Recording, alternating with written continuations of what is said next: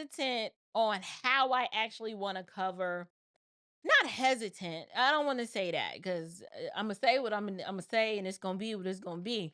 But you guys, all of this fuss and this hoopla around this statement, "Christ is King." I kind of wanted to talk about it just a little bit, not a lot, but just a little bit, because it seems as if it's causing an enormous amount of division amongst believers, and it's causing this drama between ethnic Jews and religious Jews, and it's just everybody just seems to be fighting and confused over this statement, "Christ is King." You have one side asserting that, when you say Christ is King, it's anti-Semitic. And then you have this other side that's like, what are you talking about? Like, we've been saying Christ is King forever. And if you are a Christian, you believe that. Like, where is this coming from? And so I'd like to just take a little stab at it. I'd like to take a little stab at it and just add my little 2 cents to the collection plate regarding this statement. Um, so Christ is King. It is a declarative statement. We're declaring a statement of fact from the Christian perspective. So if you're a believer and you're saying Christ is King, you believe that He is the King of Kings and the Lord of Lords. He shares in the same nature as Yahweh, God the Father. So Jesus is God, and you would acknowledge Him. Christians would say Christ is King to push back against Caesar being Lord. So during the early church, during lots of heavy Christian persecution, Caesar wanted to be worshiped, and you basically have to, pay penance and bow the knee and say, Caesar is Lord. And believers who were converts were like, no, Jesus is Lord, like whatever.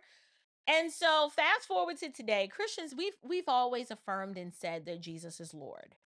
And what we mean by that is that as His followers, as His disciples, we yield ourselves in humble submission to His lordship, recognizing that He is ruler over all, and that there is no king in heaven or in earth um, that exceeds His rulership or His authority, whether it's in scope or power or influence. Like, Christ is King, right?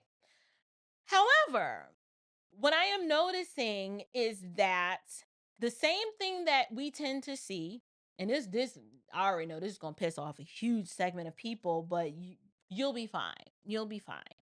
Um, this statement seems to be causing problems because there are certain individuals who are ethnic Jews who believe that a person can say it in a way to weaponize this idea of Christ being king to be to denote some sort of anti-Semitism. Feelings of anti-Semitism, I don't know. Here are my thoughts on that whole situation. I am very critical of people who share my ethnic image, who foster this sense of ethnic narcissism. That's a term that I use a lot to describe the idea of, and I've only applied this term to the Black American community. But it can be said for any ethnic group who displays these characteristics.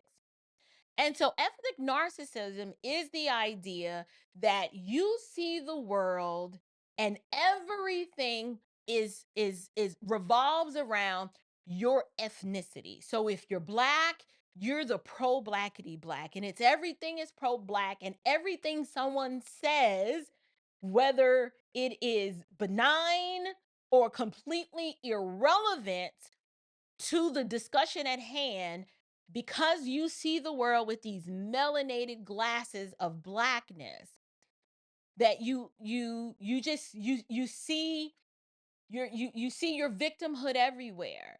Everyone is against you, and no one can make a statement um that's just inherently true without you feeling attacked or feeling it is some sort of slight against you and your people, right? So that's the ethnic narcissism when applied in the black context. We can say the same thing. We don't see it as often because people probably too afraid to do it, but if a white person, everything that is just whiteness and white power, and just that is a form of ethnic narcissism where you really think that the world revolves around you and your whiteness, and it's all things whitey white all the time. And you're no matter the ethnicity, we can have Asian narcissism. You can have narcissism from any ethnic group that is placing an unhealthy emphasis on their ethnicity, this outward expression of who you are that you can't control. You had no choice in the matter. You were just born that way. God decided where you would be born, who your parents would be. The exact ethnic and genetic expression of who you are was determined without your input. And so when it comes to this situation, to me, Christ is King, when you take a benign statement like that and you read into it without being provoked that it's something else, that could be a form of little ethnic narcissism. I know y'all gonna like that, but like, is April anti-Jew? No, I'm pro-truth. I'm just pro-reality. I'm pro-call a spade as a spade, and you do what you want with that information, right? If we're gonna talk about black folks always thinking they're the center of the universe and that the world revolves around them, that same smoke can get applied to any other ethnicity without distinction. Now, with that said, I see people online who do not believe that Christ is King, who do not bow the knee to Jesus as Lord. They are not submitted to his lordship. They're not the head of his or her life. They don't even believe that Jesus is God. If someone like that is saying Christ is King, it doesn't mean that it's not true. It's just not true for them, and they might be using that term as a way to taunt and what is the word, to use it as a way to stoke flames of division and discourse and chaos where none should exist. And let me give you an example so that we can be clear in how we communicate. If I am a Muslim, I hold to the faith of Islam, right? And you hear me say Christ is King, but you know I'm a Muslim, don't nobody believe you. Why? Because you can't be a Muslim and believe that Christ is King. Why? Because Muslims don't believe that Jesus is the Son of God, right? They believe he is a nice prophet and a good teacher, but they don't elevate him as king. So if a person who is a Muslim is saying it, and depending on who they're saying it to, they might be trying to get a rise out of our Jewish brethren. They might be trying to taunt them and to use it in a way that is uncharitable and it's just downright inappropriate. I will grant that. I will concede to that argument. I think the issue for me is that as a Christian, you can't really say that, and this is where it gets gray. So let me be careful in how I say this. This is where it gets gray. Because I can't discern the heart of someone else, right? All I can do is look at the context clues and look at the fruit, right? So like if someone heard me say Christ is King, they know me. They're like, she's not saying that to be anti-Semitic. She's saying that because she really believes that.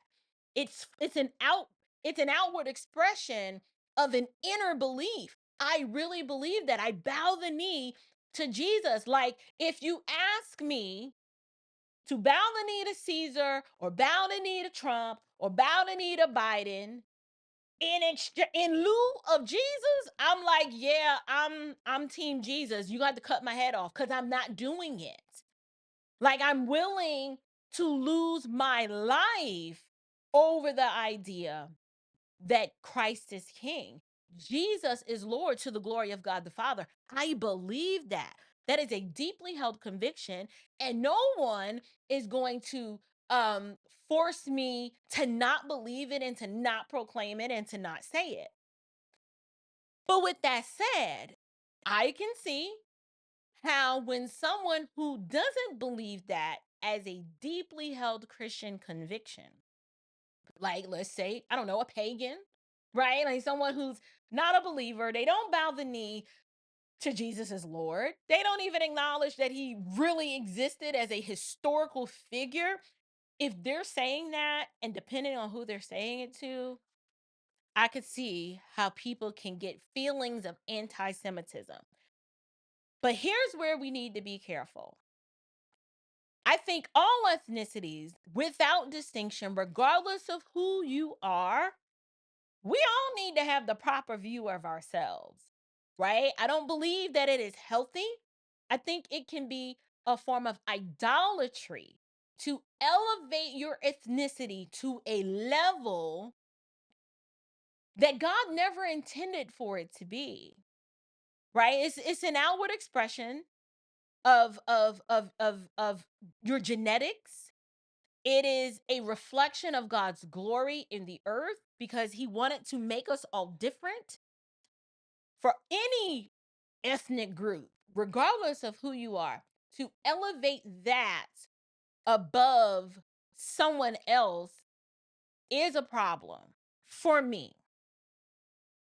But here's the beauty and the good news. The good news is that all of the division, all of the hostility, right, between Jew and Greek or Jew and Gentile and male and female, that hostility is all laid at the foot of the cross. That is what I believe, right?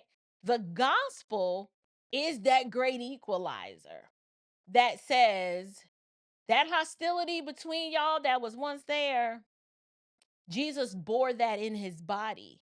He nailed that sin to the cross, conquered sin and death, raised himself from the dead, so that not only are we no longer enemies of God and hostile relationship with him, but you and I are no longer enemies. That hostility, that line of division that was once there, it is all gone away. This is why I can have unity and fellowship with a Jewish believer, someone who acknowledges that Jesus is Lord and they've accepted him as their Messiah. I can have unity with a former Hindu who's renounced Hinduism and says, I know that Jesus died for my sin. Like, that's my brother. I can have unity with any ethnic group, regardless of what ethnicity it is, if they are in Christ and they acknowledge that Jesus is Messiah. Those are my people. I have love for them, a kinsman type love, a bond of peace, not hostility, a union that can only be explained as something that is supernatural because our humanness, our fallen, sinful human nature, it is not normal for us to be that way. So, as it relates to the statement, Christ is King, I affirm it because I'm a Christian, I'm supposed to. And to ask me to deny that for the preservation of your feelings, that is not something I can do. But what I can do is empathize with ethnic Jewish people who feel that that term is being weaponized against them when it is said by individuals who they know do not hold that Christian conviction, and they're just saying it because they want to be mean and they want to be a jerk about it. Well, listen, this is why we need Christ, right? Because we're all sinful and wicked and we're inventors of evil, haters of good, haughty, boastful, malicious, just, we just mean and surly for no reason, right?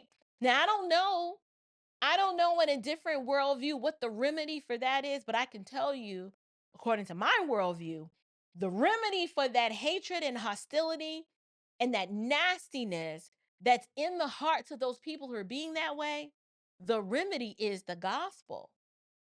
I'm commanded to love my enemies, right? I am commanded to bless those who would curse me or who would say all manner of evil things against me.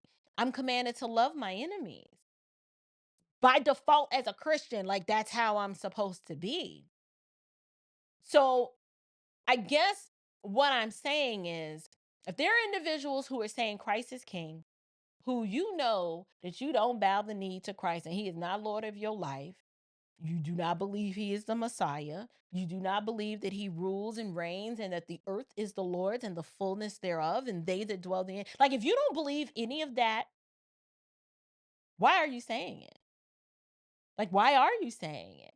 Are you saying it to be mean and malicious because you have some sort of ulterior motive and intent because of what you believe that it means? I don't know.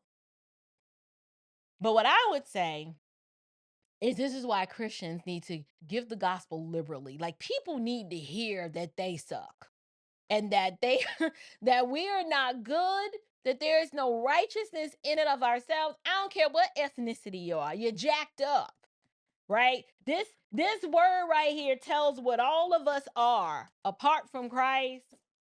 It ain't pretty, y'all. It's not pretty at all.